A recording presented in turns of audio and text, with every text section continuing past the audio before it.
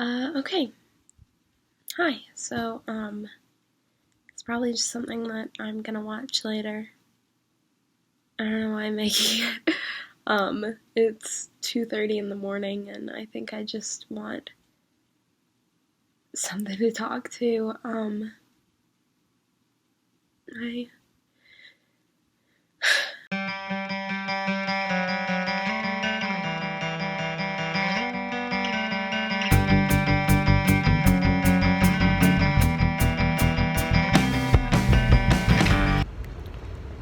Special edition. This time I'm actually in the hospital in New York instead of in the hospital in Greensboro. So, yeah, diabetes. Great stuff.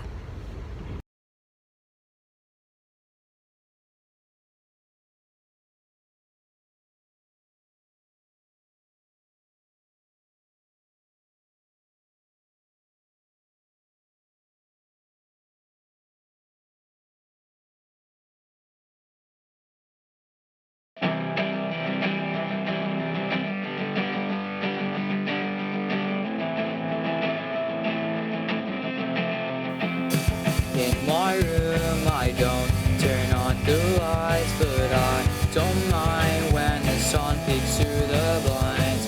And I don't pray for the rain to go away, because the pain will come again another day. Will you take a picture of me with us? It's been a full year since you said we are through, and here I am waiting to hear I do. I'm messed up, but I'm okay.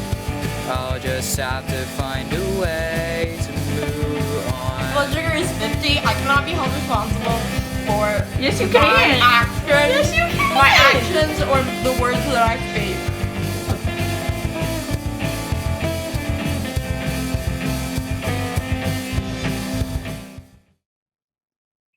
I was diagnosed with type 1 diabetes when I was 15.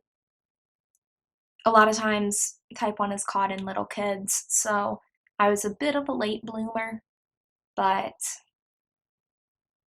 it was caught by routine blood work, which was lucky. A lot of times, it'll take until a child passes out and doesn't wake up for them to take him to the hospital. But my GP took my blood, sent me home, called me back, took my blood again, and told my mom to take me to the hospital. My mom and I went back to our house, and I got a change of clothes and my stuffed panda, and then we left. We drove an hour and didn't think anything of it until they admitted me. I was in the pediatric ward, which made me really angry, but I was 15, so what could I do about it? But what made me angrier is they kept me in the hospital for a week.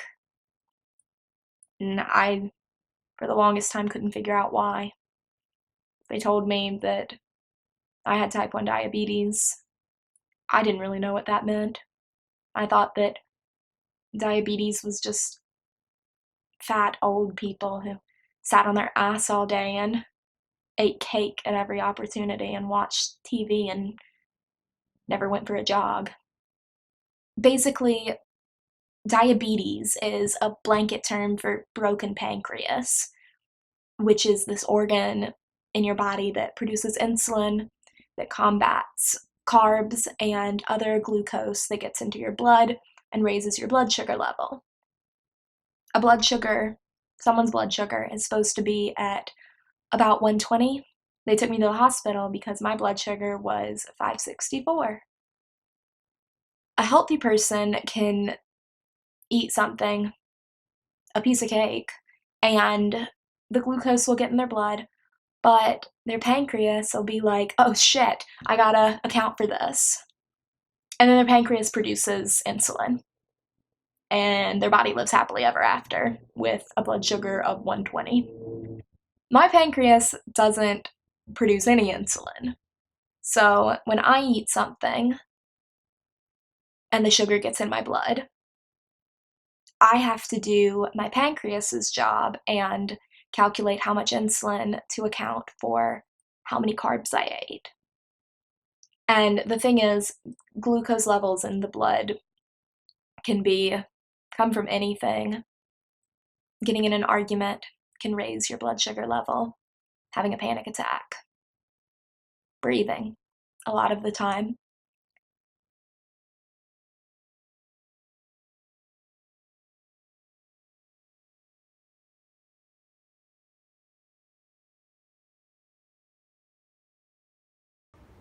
Taking medicine for type 1 diabetes is so much different than taking medicine for basically anything else, because the insulin has to get into the blood, and you used to have to inject it with these big syringes. Luckily, you don't anymore. But there are all of these things that you can get that make it easier. One's the pump, which gives you insulin so that you don't have to inject yourself with smaller needles, granted. And you wear it on your body 24/7. You change it every few days. Another thing is the CGM, continuous glucose monitor, is what it's called, and that monitors your blood sugar. It'll check it every like 5 minutes and show you trends, whether you're going up or down or whatever, and that has a lot less pinpricks on your fingers. And I, for so long, put off getting them. Everybody told me how much easier it would make everything. I didn't want something living on my body. I didn't want something doing the work for me when I could have checked my blood sugar, when I could have given myself insulin and not worried about a machine doing it. But I ended up getting them not even 6 months ago, and they've made life better. They have. It's easier to do things. I think that my blood sugars have responded better, but I had so many panic attacks trying to get them, and it's difficult. It's difficult, but it's better.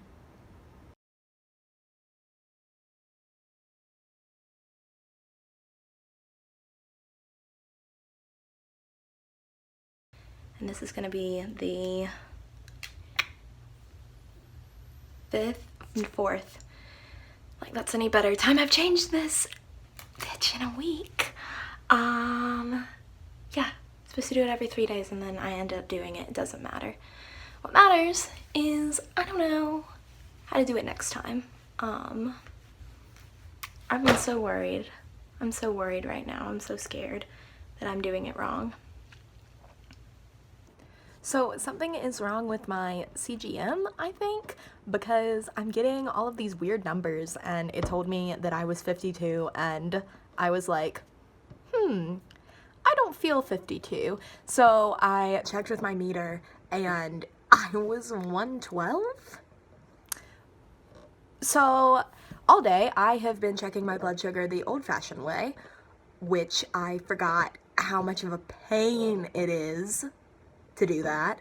I used to do it like 8-ish times a day, and stab myself, and then make sure that I had enough blood to put in a test strip, put the test strip in my meter, blood in the test strip, and see what the number is. And I couldn't tell if I was going up or going down or what I was doing. And I can't today, and it's frustrating as hell.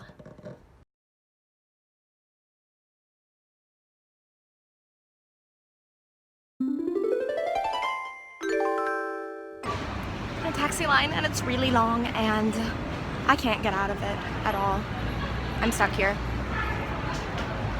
If I want to see a taxi within the next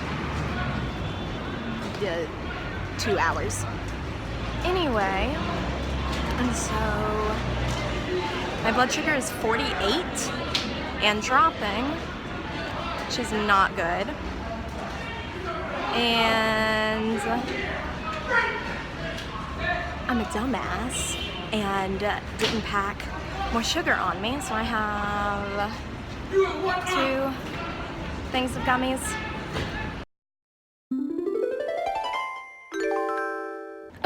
sick of? I'm sick of not being able to carry around those cute little clutches with my monogram on it that I used to, that my mom got at the beach, because I have so much damn stuff to carry around for the diabetes that it won't all fit in there. And even if it did, it would look all lumpy and weird. I have to carry around my pump to give me insulin, my meter to check my blood sugar, extra batteries for the pump, extra test strips for the meter, sugar in case I go low, more sugar, even more sugar. It can't fit. It makes me sad.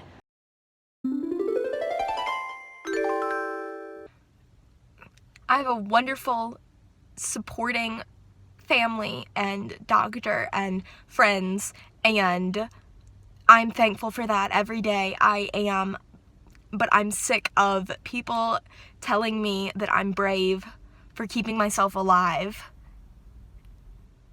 I'm sick of people telling me that I'm brave for keeping myself alive, because I'm sick of keeping myself alive, and I don't want to do it anymore. And I've never asked why me. That's never been a question on my radar. I'm still not asking why me. Shit happens. That's why me. But I don't know why I don't know why I have to do this. I don't want to do this. And the thing is, if it was just combating high blood sugars, then maybe things would be easier, but your blood sugar has to be a very specific number in order for you to be healthy. And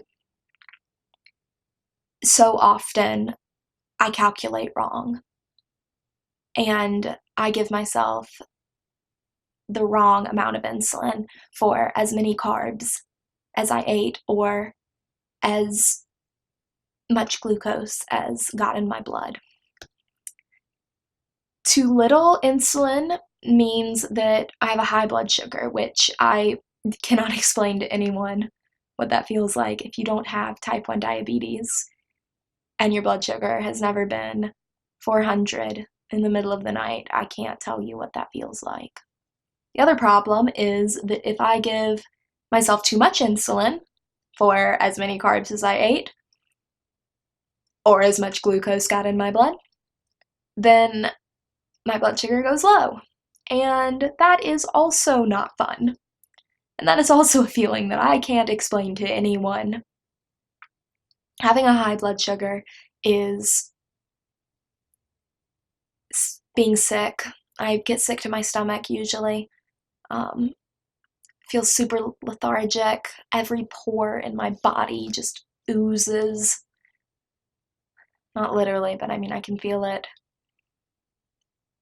Low blood sugar is I cannot move, and my limbs are so heavy,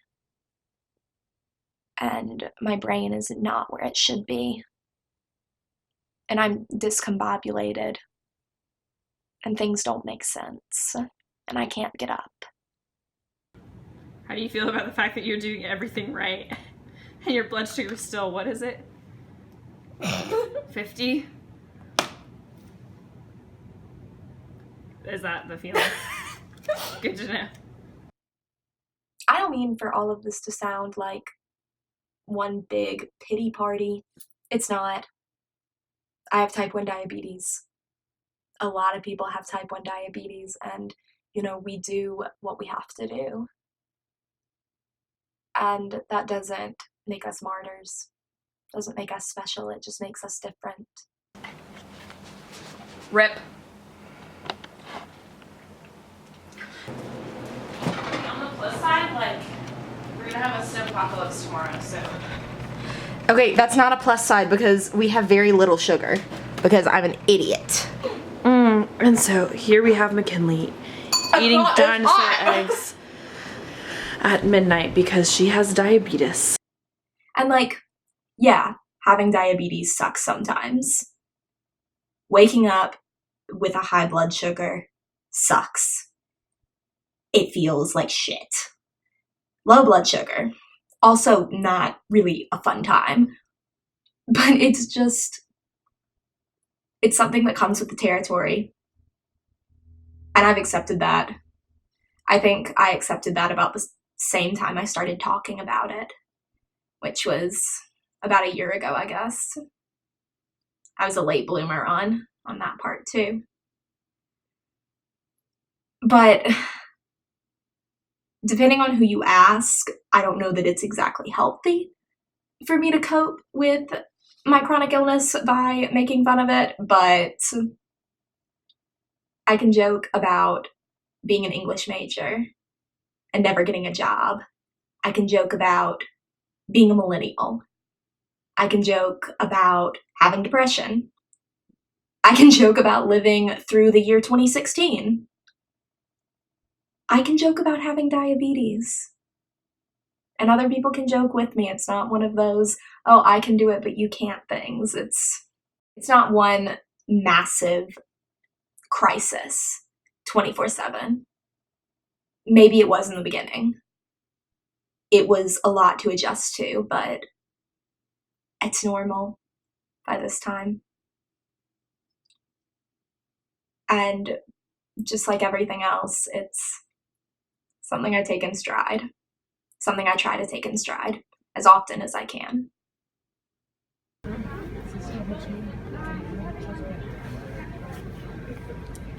Feeling fragile?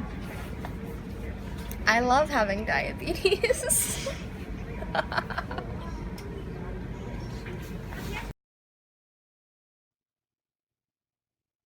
You breathe and don't really think about it, you know? You have those things that you do, your heart beats. You don't have to think about it. But your pancreas works. You don't have to think about it. I do. But I have to. And that becomes an involuntary reaction as well.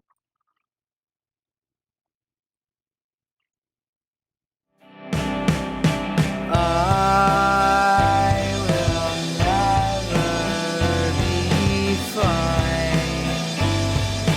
I will never be fine. 'Cause I just have to live my life.